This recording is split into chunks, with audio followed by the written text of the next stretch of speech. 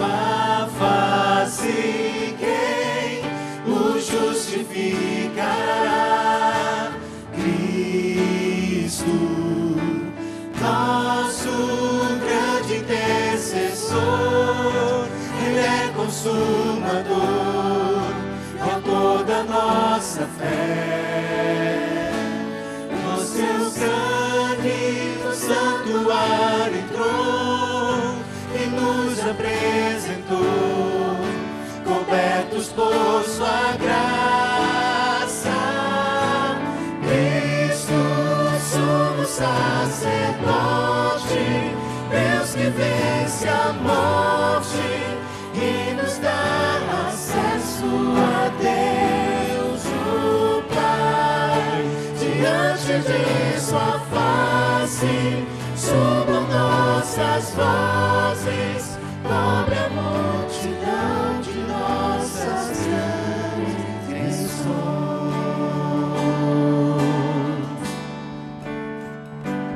Nossa vida passa diante dele, nada está oculto, Deus onisciente, tão solene é este momento, Cristo intercedendo por seu povo aqui contrito. Deus é belo, poderoso, o supremo juiz, diante da sua face, quem o justificará? Cristo, nosso grande intercessor, Ele é consumador, autor da nossa fé.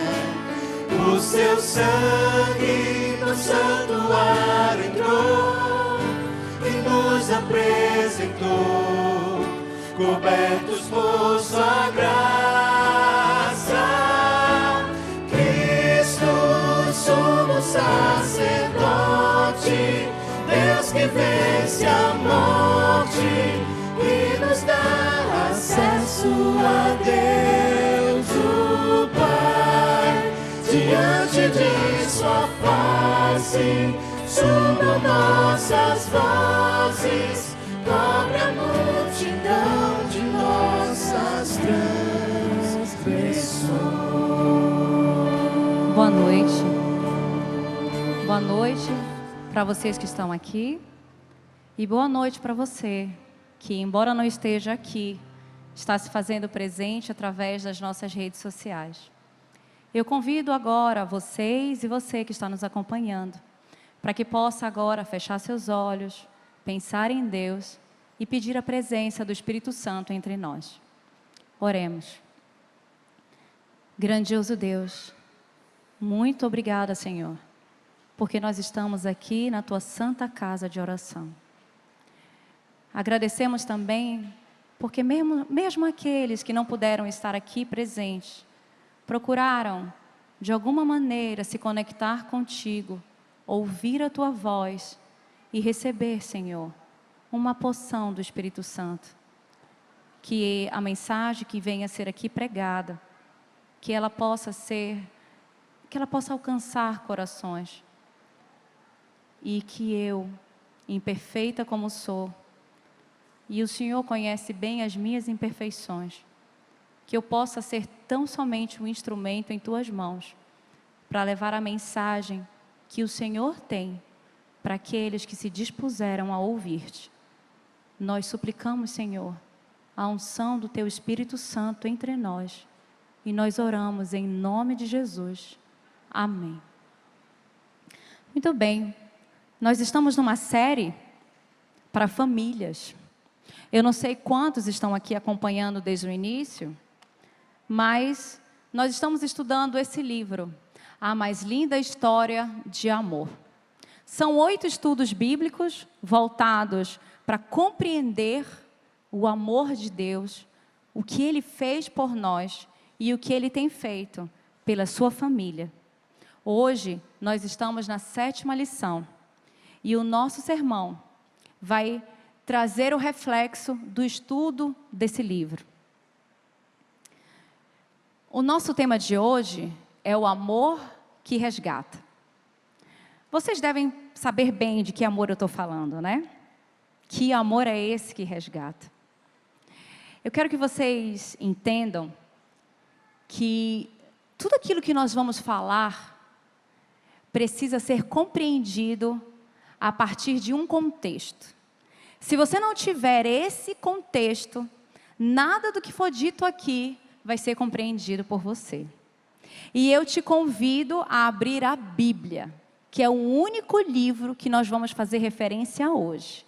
Embora a gente esteja estudando esse livro, que foi escrito por homens, mas inspirado por Deus, nós vamos usar este livro, que igualmente foi escrito por homens, mas inspirado por Deus. Então, se você trouxe a sua Bíblia, abra no livro de 1ª Carta aos Coríntios, no capítulo 2, ok? Se você que está nos acompanhando, eu também peço que você pegue a sua Bíblia, aí onde você está, abra a sua Bíblia, na 1ª Carta aos Coríntios, no capítulo 2. Se você não trouxe a Bíblia, não tem problema. Eu vou projetar os versos aqui, ok? Nós vamos ler do 11 ao 14.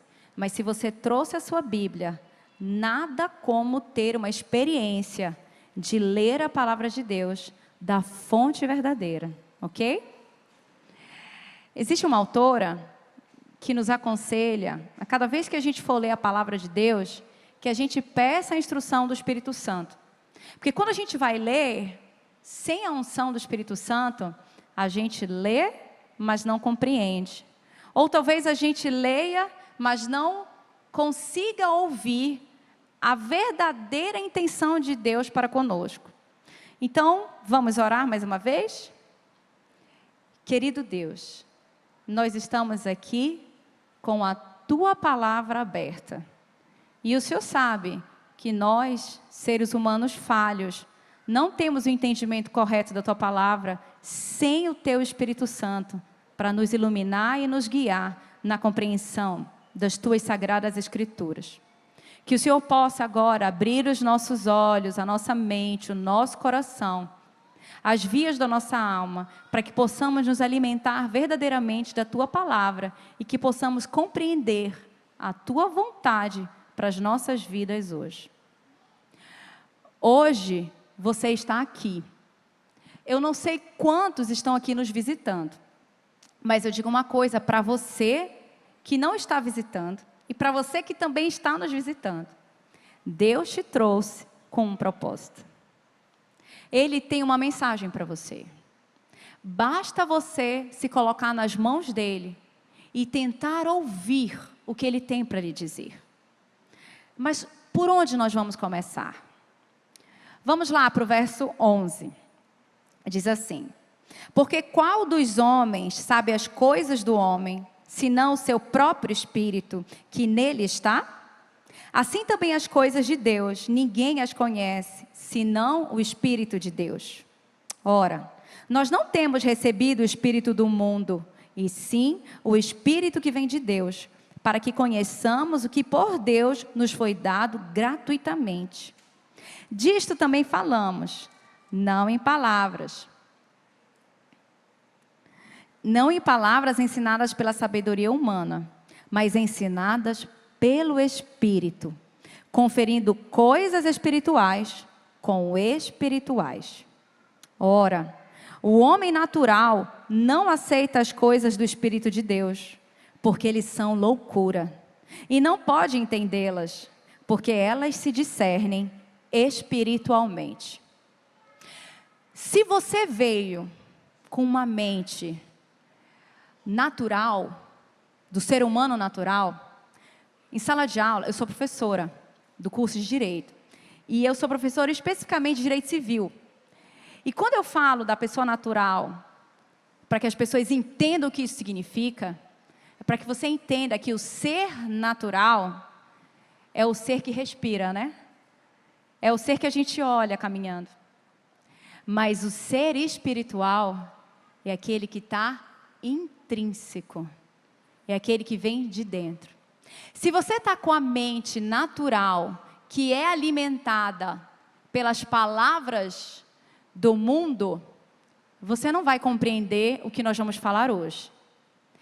Eu preciso que você compreenda que o que nós vamos falar hoje não vem da razão do mundo, dos livros do mundo. Nós vamos falar hoje da razão que vem do livro de Deus. Então compreenda que tudo que eu vou falar aqui é tirado da Bíblia. Nós não temos outra referência aqui, é tão somente a Bíblia. Então eu te convido e convido você que está nos assistindo a abrir o coração para a palavra de Deus. Nós vamos iniciar tentando entender que este livro aqui vai nos trazer certas informações que não são compreendidas por qualquer pessoa. Porque tem muita coisa aqui que aos nossos olhos é sobrenatural. E como crer no sobrenatural? Antes de ter filho, nós tínhamos um pequeno grupo e nossos amigos tinham filhos pequenos. E certa vez, uma das avós virou para mim e disse assim: que absurdo! Esses meninos ficam deixando essas crianças assistirem desenhos animados de todos os tipos. Como essas crianças vão acreditar na história de Balaão? Se todos os bichos falam nesses desenhos animados? Entendam uma coisa. O lúdico da mente da criança não tem a ver com o que nós temos de compreensão de espiritualidade. A criança, ela tem imaginação fértil. Ela pode até não assistir desenho que o cachorro fala, mas ela vai olhar o cachorro e vai conversar com ele. Porque a criança tem uma imaginação fértil. Eu lembro que, quando eu era criança, eu era rotulada como bagunceira. E uma moça que trabalhava na casa da minha tia descobriu que eu tinha descendência, a minha bisavó era cigana. Aí, pronto. Eu era a cigana da família. E por que eu era a cigana da família? Porque quando eu brincava, eu não brincava de qualquer jeito. Eu tinha que fazer a barraca, eu tinha que criar o quarto, eu tinha que criar a cama, eu tinha que criar tudo. Então, vocês já viram como a minha casa ficava bagunçada. Então, quando eu chegava na casa da minha tia, a bagunceira era eu. E eu era rotulada de bagunceira.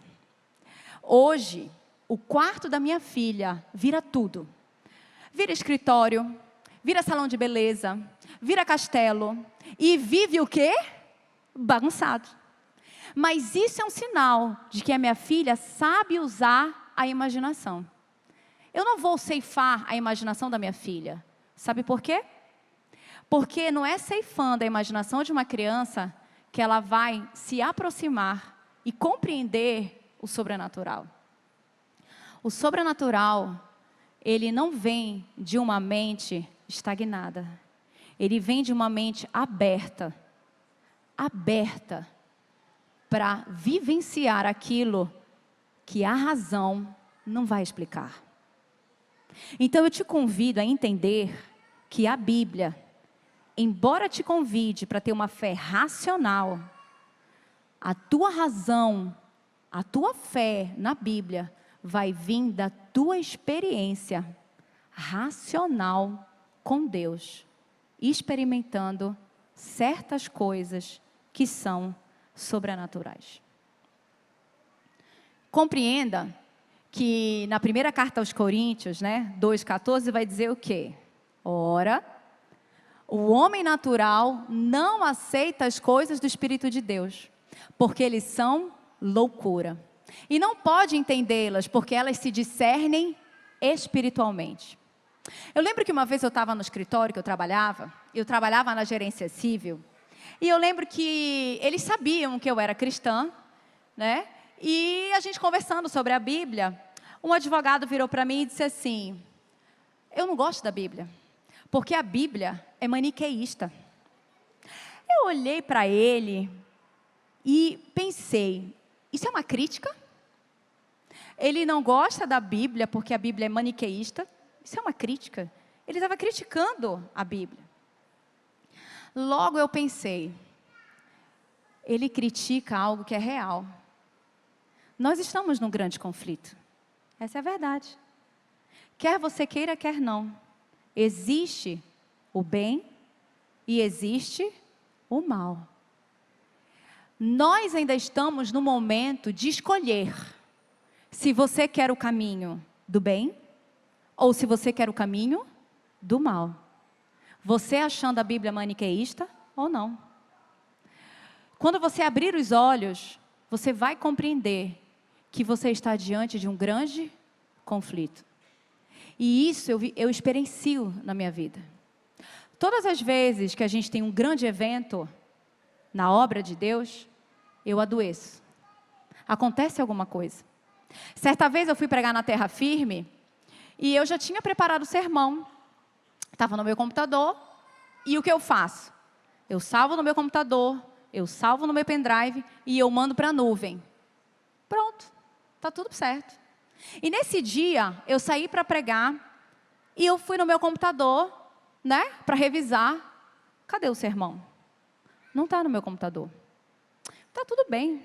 Eu tenho no meu pendrive. Peguei o meu pendrive, que é cheio de sermão, né? Coloquei lá, não está no pendrive. Está tudo bem, está na nuvem.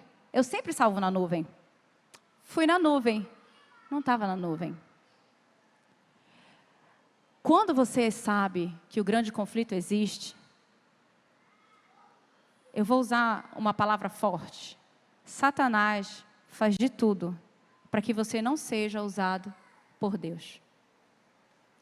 Não pense que o grande conflito não existe. Ele existe.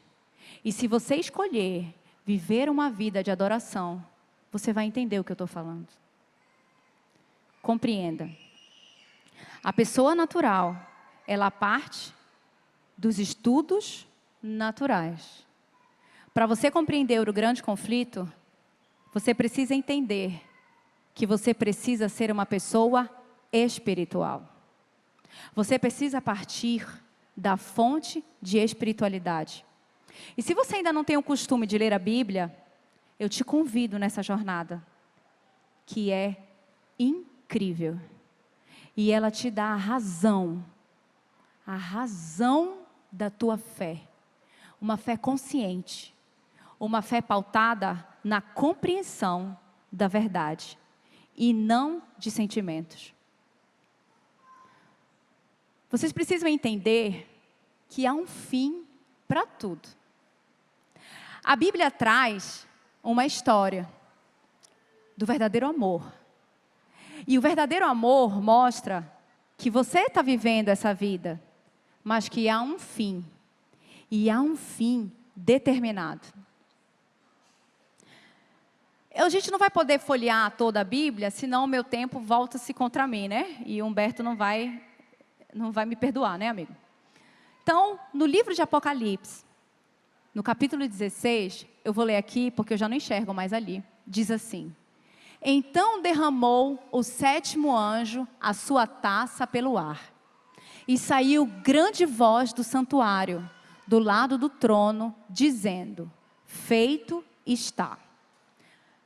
Anote o verso e entenda, isso está escrito no livro de Apocalipse, capítulo 16. Vejam, desse verso nós temos algumas reflexões. Primeiro, há um fim determinado para tudo. Você está passando por uma aflição?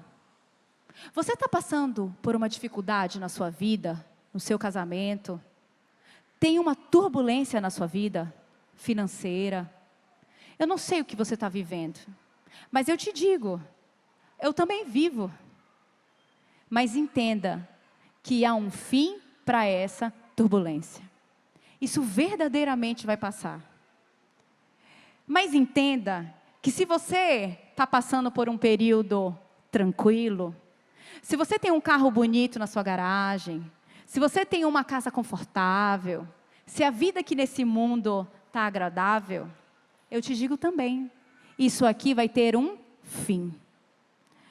Uma vez, a gente estava conversando no almoço, e nós temos um casal de amigos que foi morar em outro país. E um casal conhecido nosso foi visitá-los. E uma pessoa virou e disse assim: eles estão muito felizes. Nossa, eu tenho um sonho de morar lá. Sabe quando que a filha dele ia conseguir um carro como esse?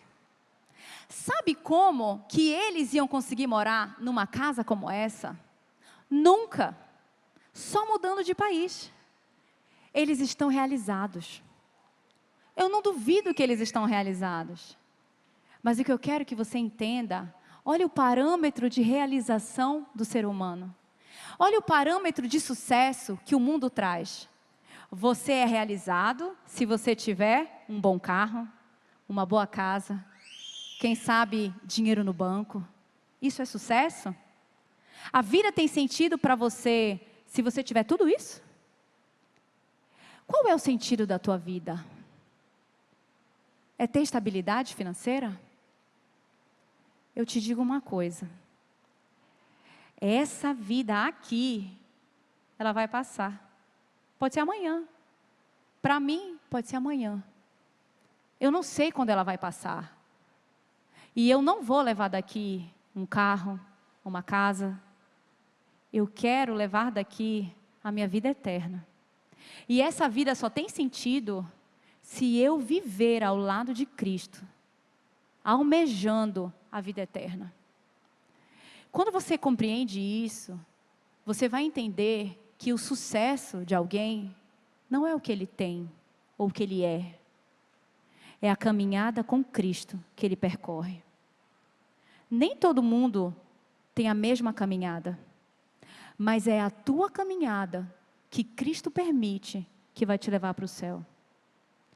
Se necessário for que você não tenha casa própria, Deus não vai te dar a casa própria. Se para ir para o céu, você precisa não ter conforto aqui, para sentir a necessidade de buscar a Deus, você não vai ter conforto aqui. Mas uma coisa eu te digo, Deus te promete uma vida eterna. E Ele promete mais. Ele vai fazer de tudo, mas de tudo, para que você escolha essa vida. Muitos têm medo do juízo final, né? Acham que Deus está aqui colocando você perdido, você está salvo. Você está perdido, você está salvo. Pensem bem. Quem é o maior interessado na tua salvação? É você ou Jesus Cristo?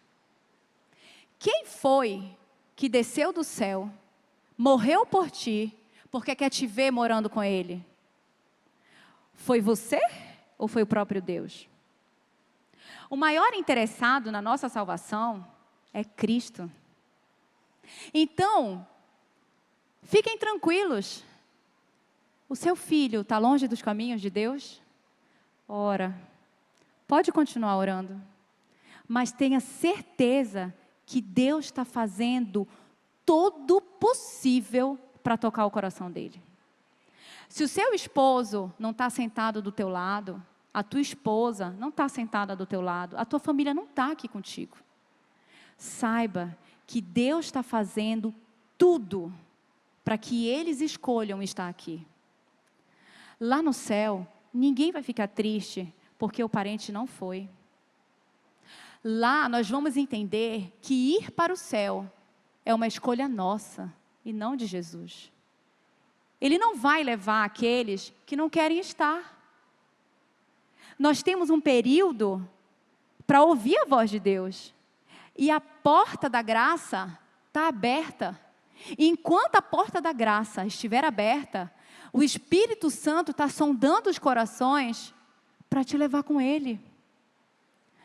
Tem mãe aqui que descansou no Senhor, mas não viu o filho voltar para a igreja. Mas ele voltou.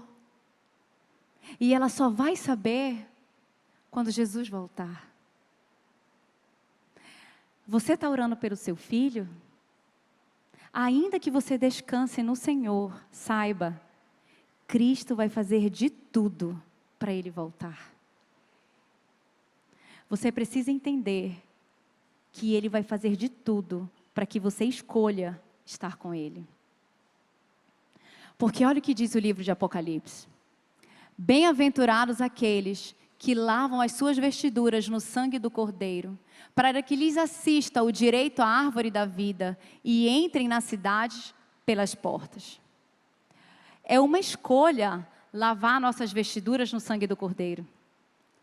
Ele não tira a tua roupa e lava. É você que escolhe ser lavado por Ele. Se o Espírito Santo fala com você e te pede, entrega a tua vida a mim. Vive uma vida de adoração e confiança. Não rejeita. Não rejeita a voz que te chama.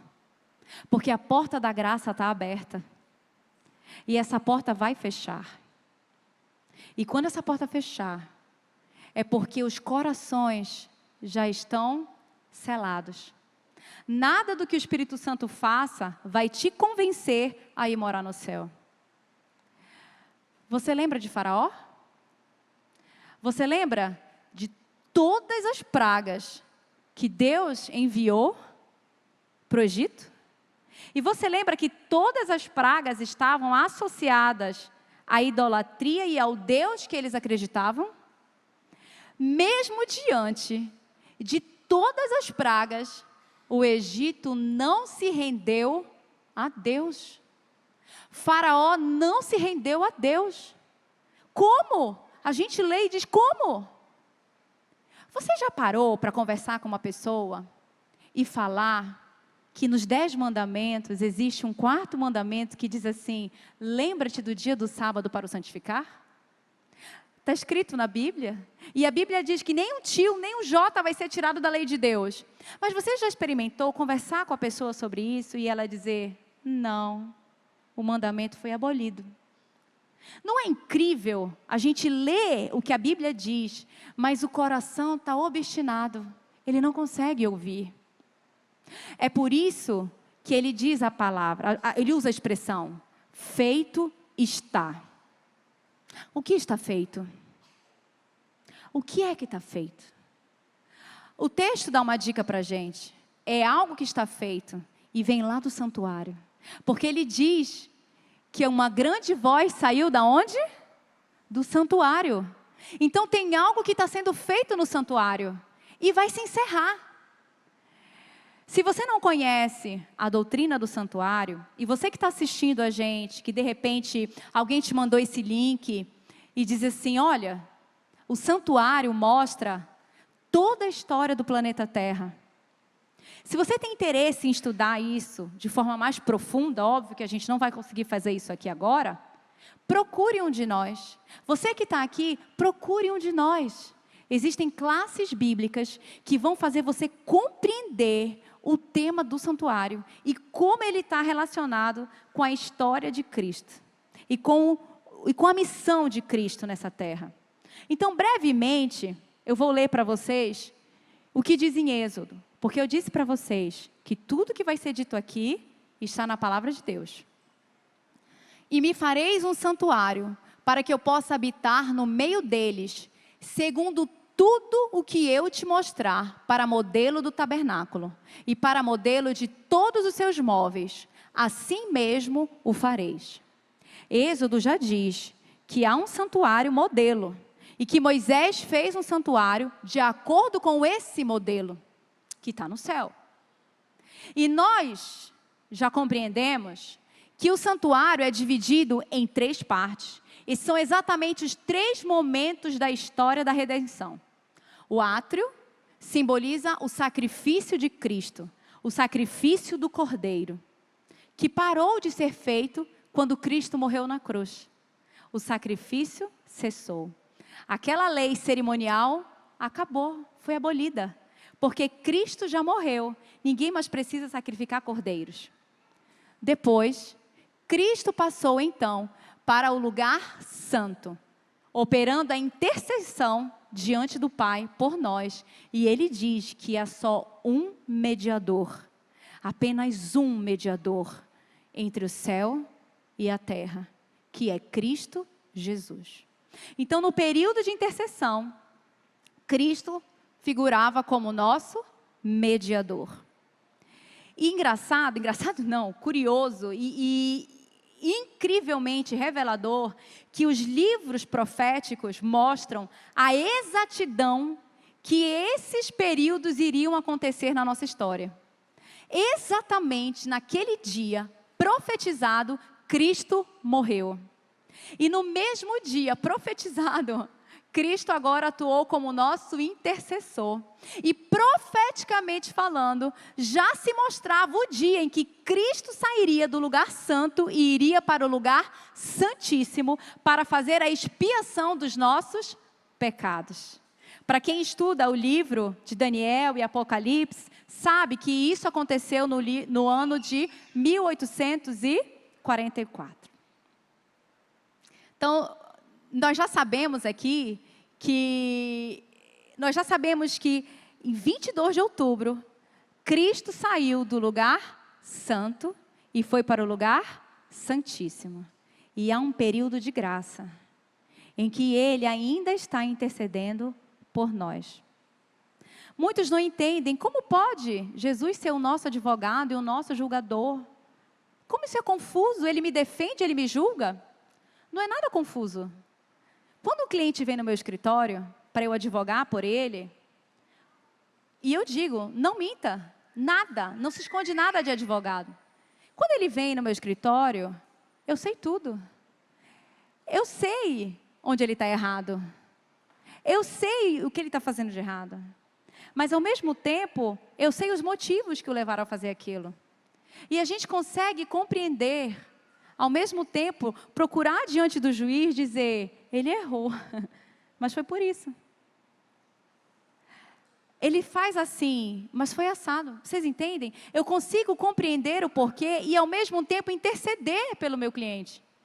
Ao mesmo tempo, procurar que ele seja julgado da melhor forma possível. É assim que Cristo atua. Deus conhece os teus defeitos. Ele sabe tudo o que você pensa. Mas Ele está diante do Pai, intercedendo por ti. E pedindo remissão pelos teus pecados. Mas se você não escolhe Ele como teu advogado, como Ele vai te defender? Ele não vai te defender contra o teu próprio gosto. Você precisa se entregar, para que Ele possa exercer o ofício dEle. A Bíblia mostra que o santuário celestial é real. Ele existe. E Cristo está vivo. E Ele está lá no santuário. A Bíblia prova para a gente. Em Hebreus, capítulo 8, diz: se assentou à destra do trono da majestade nos céus, como ministro do santuário e do verdadeiro tabernáculo que o Senhor erigiu, e não o homem. Veja, em Apocalipse está escrito: abriu-se então o santuário de Deus, que se acha no céu, e foi vista a arca da aliança no seu santuário. E sobrevieram relâmpagos, vozes, trovões, terremoto e grande saraivada. O santuário é real.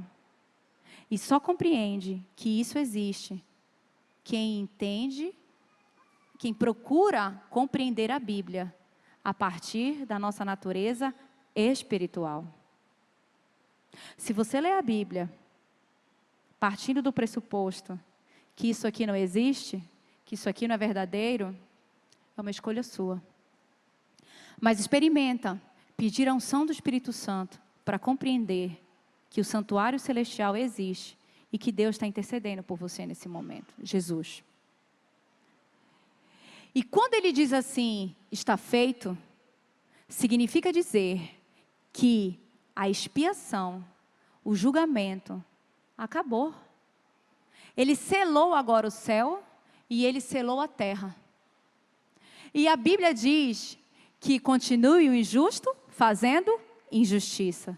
Continue o imundo ainda sendo imundo. O justo continue na prática da justiça. E o santo continue a santificar-se. Ele está fazendo referência, e Daniel faz essa mesma referência, a um período em que a porta da graça se fecha. Quando Cristo sair do lugar santíssimo, a porta da graça vai se fechar. E se você escolheu a salvação, você será salvo. Mas se você escolheu não estar ao lado de Cristo, nada vai te convencer a voltar atrás. Porque o Espírito Santo já não vai mais estar aqui entre nós. E a Bíblia diz que os salvos viverão uma angústia tão grande nesse período, que quando Deus começar a derramar os flagelos, os ímpios não vão entender nada, mas os sábios vão entender tudo. E você vai ter uma angústia tão grande. Eu digo você porque, na minha concepção, você vai escolher a salvação.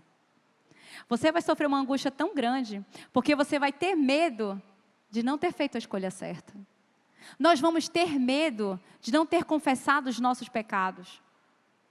Mas tenham paz, porque se você tiver esse medo é porque você escolheu a salvação. E é por isso que a partir do fechamento da porta da graça, a decisão sua já vai ter sido tomada. E Deus vai abreviar esses dias, porque a Bíblia diz que eis que venho sem demora. Esse período não vai demorar. E Cristo vai voltar. E toda a Bíblia traz essa esperança, que Ele vai voltar. A Bíblia encerra com uma passagem que testifica que isso que eu estou falando vai acontecer, quer você queira, quer não. A porta da graça vai fechar, e o período de decisão é esse. Sabe, tem gente orando por você.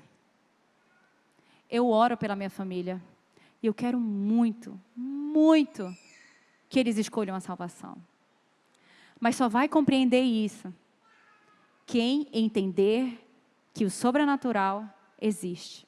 Como você vai saber que isso aqui é verdade? Como você vai saber que esse livro precioso é verdadeiro? Só experimentando Deus. Deus não se defende. Você não precisa entrar no embate bíblico para defender Deus.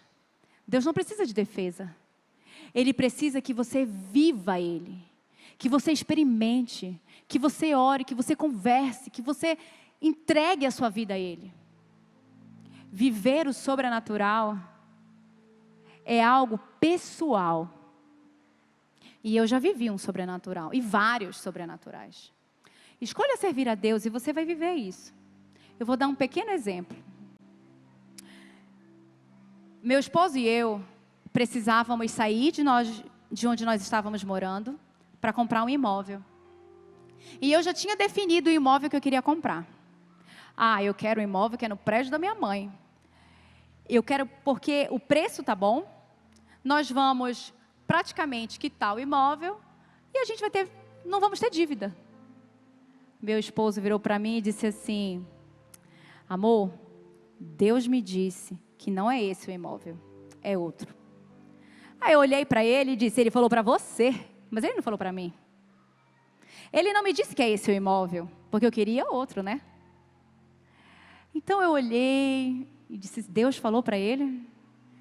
Senhor, se o Senhor falou para ele, o Senhor vai falar para mim.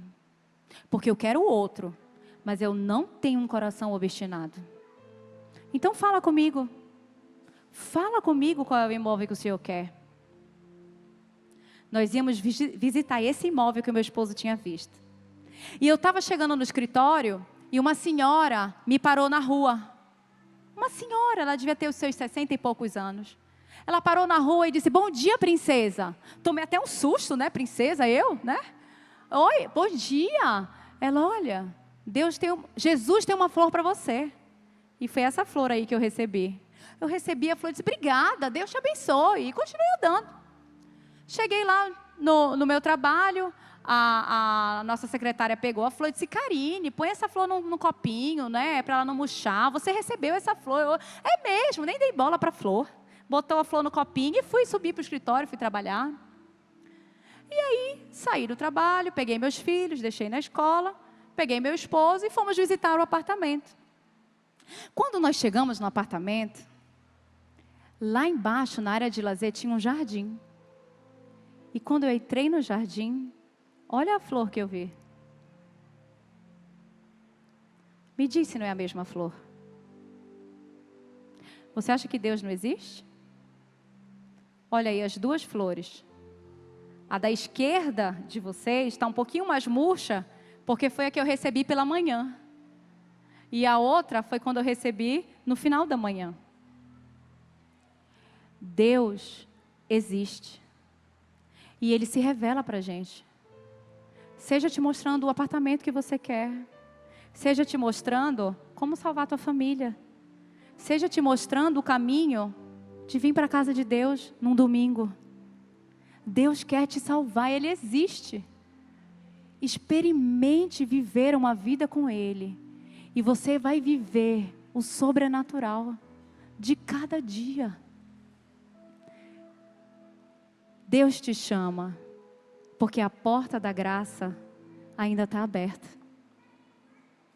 E se você quiser escolher ficar ao lado dele, esse é o momento. Eu convido vocês a lerem em 1 Coríntios 2, capítulo 2, no verso 6 a 9, diz assim: entretanto, expomos sabedoria entre os experimentados, não porém a sabedoria desse século, nem a dos poderosos desta época, que se reduzem a nada, mas falamos a sabedoria de Deus em mistério, outrora oculta, a qual Deus preordenou desde a eternidade para a nossa glória. Sabedoria essa que nenhum dos poderosos deste século conheceu. Porque se a tivessem conhecido, jamais teriam crucificado o Senhor da glória. Mas, como está escrito, nem olhos viram, nem ouvidos ouviram, nem jamais penetrou em coração humano o que Deus tem preparado para aqueles que o amam. A porta da graça ainda não fechou. E Deus tem preparado algo que você nunca viu, que você nunca ouviu. Escolha Cristo enquanto a porta da graça está aberta. Os meninos do vocal vão cantar uma música para vocês. E eu quero convidá-los a escolher viver uma vida com Deus e experimentar o sobrenatural que a sabedoria humana nunca vai explicar. Só a sabedoria que vem de Deus.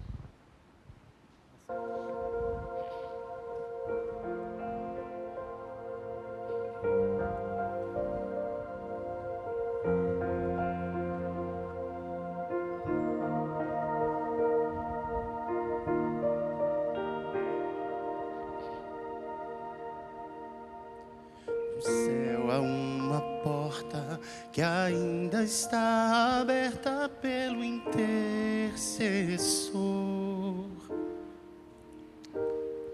Mas não vai demorar, o livre acesso para o céu vai se fechar. Jesus, a própria graça, em breve vai se levantar. Então irá falar, consumado está. Ainda existe graça, ainda existe salvação, só pela intercessão no céu. A porta não fechou, a porta não fechou. Jesus no santuário está e espera a sua decisão, pois breve o conflito findará e o céu selado estará.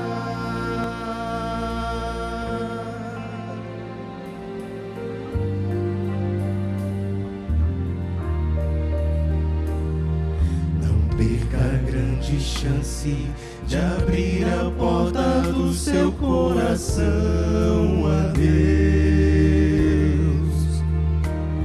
Jesus só vai bater. Sem sua permissão ele não vai entrar. Não deixe de ouvir o Espírito de Deus falar. Somente Ele tem a chave de Davi. Ainda existe graça, ainda existe salvação. Só pela intercessão do céu a porta não fechou. Jesus no santuário está e espera a sua decisão, pois breve o conflito findará e o céu selado estará. A porta já está se fechando, por isso não demore mais. Siga para a luz e deixe as trevas, pois logo a grande esperança vai raiar. Ainda existe graça, ainda existe salvação. Só pela intercessão do céu a porta não fechou. Jesus no santuário está, espera a sua decisão,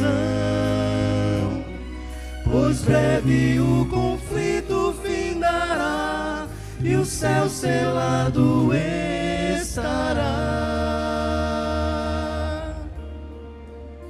Abra a porta, deixe ele entrar.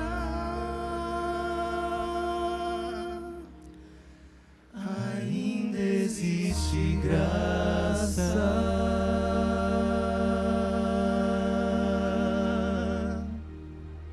Amém.